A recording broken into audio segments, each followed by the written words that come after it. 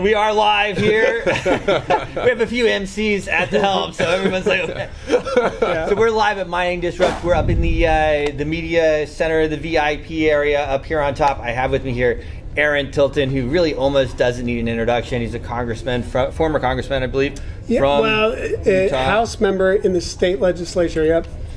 Yeah, all that stuff. Yeah. Really important guy in the mining field, and we also have with us here Joseph, and Joseph is a new person in here. He's been learning everything. They're doing a bit of some media stuff themselves, as we are, and so we said, hey, let's sit down and kind of talk on camera. Let it fly. Yeah. And I want to give Joseph a little bit of introduction here, because Joseph was actually on America's Got Talent. Right, so he sings. Yeah. He looks familiar. I don't know. And then he was also on MTV. Yeah. And then he's one of the hosts on Monster Energy Supercross. So he's a kind of a TV personality. Yeah.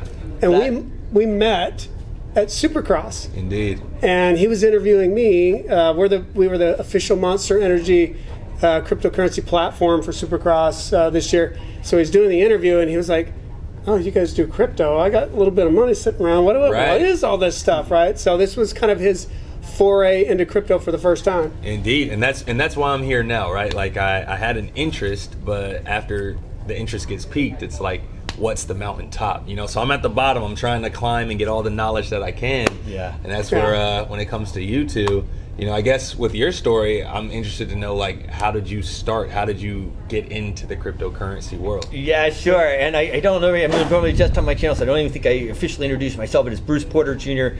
I am the CEO of Global Boost and the founder of Washington Elite. So back in the day when Bitcoin was like 50 cents, my other brother was like, hey, man, there's 50 these cents? 50 cents? Dude, that's like the very beginning. Hey, That's beyond OG. That's like Neanderthal, right? Hey, that's man, Old Testament right there. There's there. these Bitcoins, blah, blah, blah, you know, and I'm like, oh, it's kind of cool, all right. And then I didn't think about it, really, again. And then when I looked again, it was $50. Whoa. Wow. And I was like, oh. You took out the whips and you were lashing yourself. Yeah.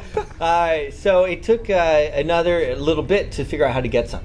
Yeah. Right? Because it's always been hard to get Bitcoins. And now it's hard to get them because they're expensive. In the beginning, it was hard to get them because there was no Coinbase. Yeah. There was, you know, it was hard. You had to go to, like, I forget even the different websites I used to go to, but we would trade in, like, the very first metaverse, Life, whatever, for Bitcoin, and you'd lose all kinds of stuff, but then you would have your Bitcoins. Yeah. Now, of course, if you had held on to them all this time, they would be, you know, you would have really made out, and some of us did, of course, and then some, you know, you go along the way. But at $70, bought my first Bitcoin. Whoa. And it has been obviously a hell of a ride. When it hit 400, I sold all my friends.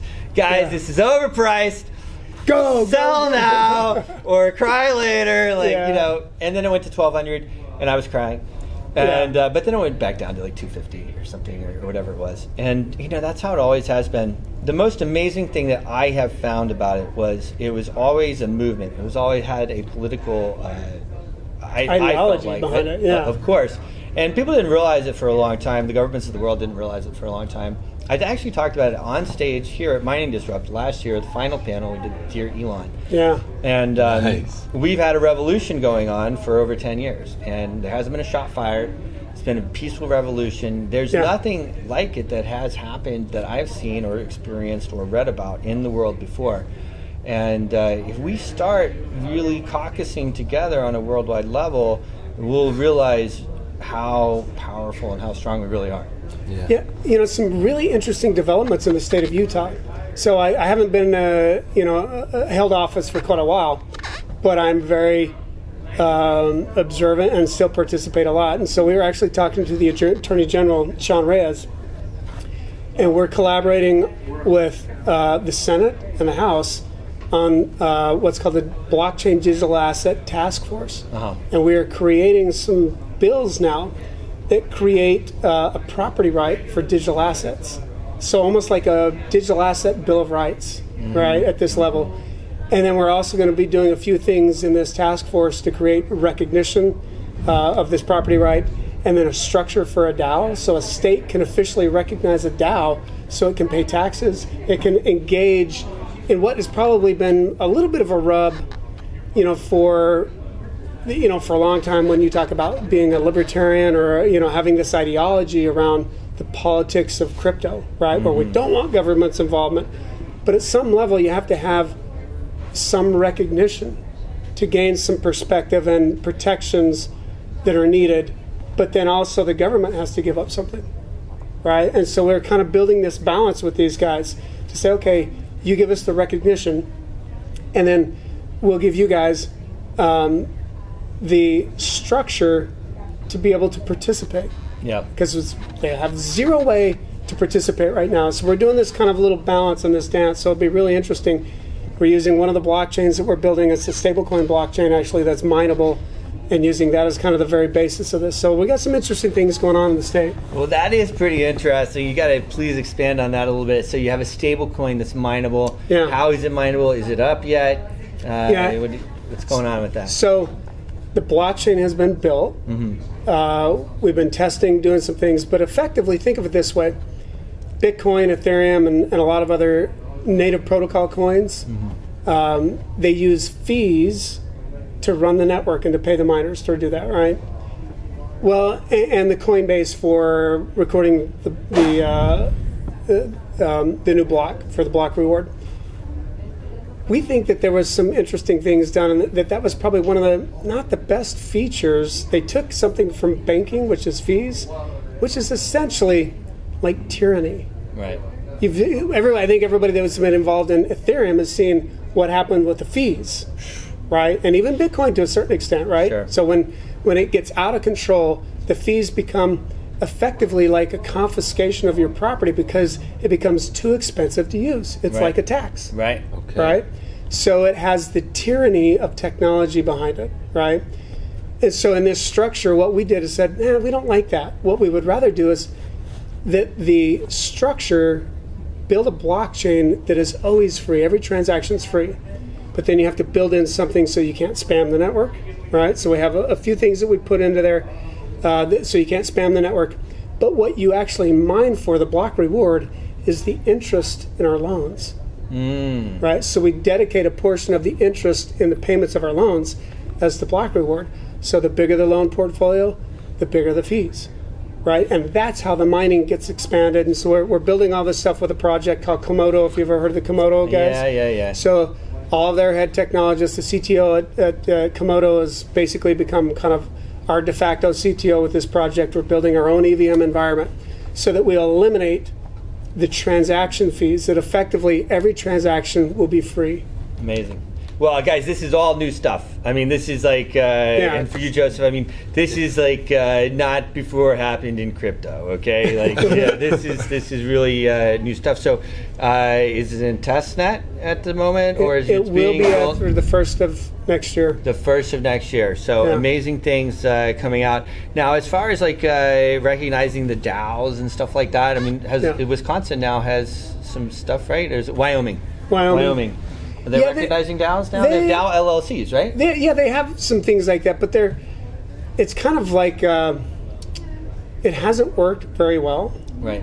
And it was kind of shoehorned in for a purpose it wasn't really meant for. Okay. So what we're doing is brand new, starting at a very base level to recognize the right of this digital token, that it existed outside of the government. And that's what we're doing that is different than what those guys have done, right? Interesting. They built that to basically build crypto banks. Right. And we don't want to build crypto banks. We want to have networks that are autonomous. Wow. Yeah. So, and the state of Utah, if it can be done anywhere. Right. It can be done in Utah. It can be done in Utah. Yeah. I mean, what is your normal what do we do daily? Like? Yeah. So with SmartFi, we started 2017. We started getting these calls from guys that wanted all this power. We were an energy infrastructure company at the time, and still are. And I was like, "What are you doing with all this power, man? It's like enough to run a city, you know?" And at first I thought it was a data center kind of thing. They're like, "No, we're mining Bitcoin." I was like, "Huh? That's interesting." Yeah. And there was a kind of an interesting confluence because previously in another life, in the early 2000s, I worked for a hardware and software company, and they built a field programmable gate array product that they could flash the software, the firmware in there, and do IVR, interactive voice response. Well, fast forward a bunch of years, and that's what you can use to mine Bitcoin. Right. So I kind of started putting together the energy part of this, where you need a lot of energy, and then the hardware side of it. And I was like, kind of lights went off, and I was like, I know exactly what to do with this thing. So we started helping these guys basically find locations using our energy background to mine Bitcoin. And then it got to the point where it was easier for us to just fund projects, right? So they would give us crypto, and we would just start lending them money like an oil and gas derivative. Right. And that we're in the oil and gas business previously, and also in the energy business with electricity.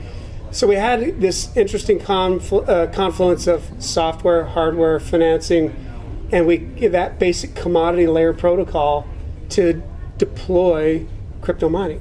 And so at one point, with our clients and the people that we had lent to, we had financed about 10% of the Bitcoin network. Wow. So most of it in China. Amazing. So you've invested in a lot of different projects like that with SmartFi, or was it something else? How many? During that time, it was called Power Block Coin. Okay. It was all about power, right? Energy and the infrastructure side of things. And then over the years, when we did these transactions and did these derivative things, we started thinking we should take what we've learned and make it available to people. Because I remember taking a Ledger Nano and basically transferring, $20 million worth of Bitcoin in one right swat. And it's like, you start to translate, and doing 5 Satoshi tests. Are we sure that's the right address? Yeah, we're sure. That's insane. And doing it, and then you just hit go and just, man, and then you're watching to make sure it shows up on on the ledger. And that was terrifying, right? But it's just how business worked. And so we built a platform to make it a little simpler and make it easier, but then also to take some of the risk out, right? So we have a coin, we have our stable coin that we're launching. We're actually doing a project coming up with a bank. Okay. And the bank is going to insure the deposits, the dollar deposits on our platform with FDIC insurance, because we're doing a deal with them. So we do this FBO account, we do these things. So that's the goal for SmartFi, is to make things simpler, easier, safer, right? Yeah, well, that's what I always say. I'm like, guys, we are never going to reach really mass adoption until my wife is comfortable sending money. And let me tell you what, my wife is not going to send some Bitcoins to this long address, okay? It's just not going to happen. She's going to be like, I'm too scared to screw something up, honey.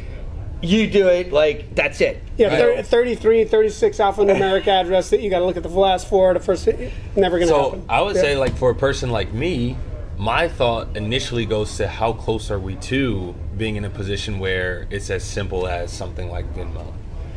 Well, I think guys like Aaron are building that next level. Pioneering that direction. Yeah. Well, odd enough, but in about 6 weeks, our app will be out with this stablecoin network that can literally replace Visa and MasterCard. Wow. Right? Because we're using a stablecoin, but then it's an app, and we're doing it in partnership with a bank. And it's autonomous. Right? Yeah. It's not. I love that. This part of it. So there's pieces that are right, because you have to have you have to play both sides. The confluence. Yep. You've got to have the one good side over here that's all regulated, everything's safe and good that's with the that. Bad side. No, yeah. The good, the label good side. Then you have the other good side, right? The two evil twins. Yeah. Yeah. The fees. The fees are the tyranny. Yeah. And so to be able to use the money. And that's what it is, it's money, and to be able to use it it's easily. Your property. Right. Yeah. I know. For sure, and that's the goal. Legendary guy here, Aaron Tilton. I really, Tilton, right? Tilton, did I say that right? Tilton, right? Yeah. Legendary. Really appreciate sitting down with you. I think we'll do some amazing things. I don't know if you'll be here for Art Basel, but we're going to do a big event there as well. It's been a real pleasure. We'd love to come out. Yeah, for sure. Okay. Yeah. I'm loving this. Dude, I'm freaking loving it. Yeah. This is insane. Cool, man. Awesome. Yeah. Awesome, man. Awesome. Yeah, real pleasure. All right, and we're signing off. It's Bruce Porter Jr. I'm the CEO of Global Boost and the founder of Washington Elite.